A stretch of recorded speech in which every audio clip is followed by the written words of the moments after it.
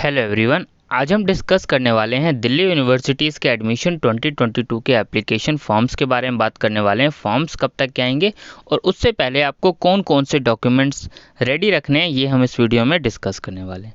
Delhi universities के जो admission form है वो जो है 31 अगस्त तक के जो है आने के चांसेस हैं, यानी इस मंथ के एंड तक के फॉर्म्स आ जाएंगे।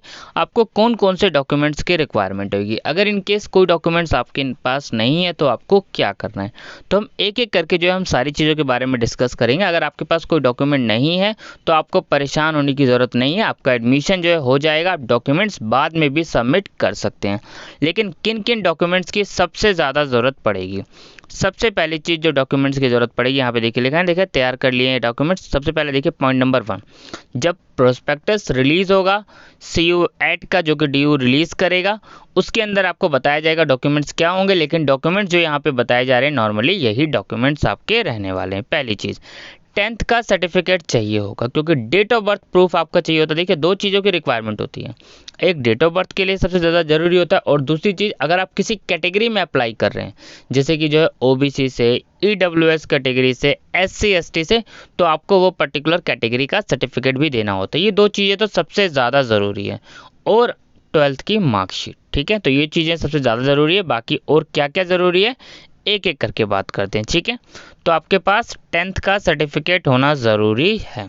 ठीक है, 10वीं का सर्टिफिकेट जमा करना होगा, जिससे उसका नाम, माता पिता का नाम और डेट ऑफ बर्थ प्रमाणित हो सके। ठीक है, नेक्स्ट, इस बार से लागू हुए CUET स्नातक का आवेदन फॉर्म लगाना होगा। वो तो मैंने आपको बता दिया, आपको CUET का जो आपने फॉर्म फिल करा है, और पर्टिकुलर हर यूनिवर्सिटीज़ का फॉर्म फिल करना पड़ेगा आपको, खाली DU का नहीं।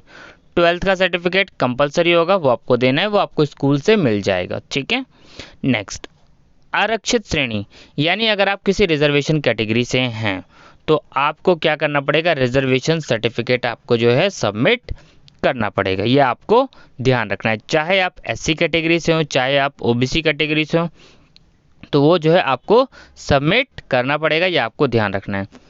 इनकम सर्टिफिकेट जो है 31 मार्च 2022 के बाद का ही होना ज़रूरी है, ये आपको ध्यान रखना है। और EWS सर्टिफिकेट भी 31 मार्च 2022 के बाद का ही होना ज़रूरी है, ये आपको ध्यान रखना है कि अगर आपका सर्टिफिकेट पहले से बना हुआ है OBC का, EWS का, तो आपको इसको रिन्यू करवा लेना है 31 मार्च के बाद, यानी अब आप रिन्यू आराम से करा सकते हैं। ठीक है, एक्स्ट्रा करिकुलर एक्टिविटी स्पोर्ट्स, तो वो भी अगर आप इससे रिलेटेड हैं तो आपको ये सर्टिफिकेट भी जो है प्रोड्यूस करना पड़ेगा।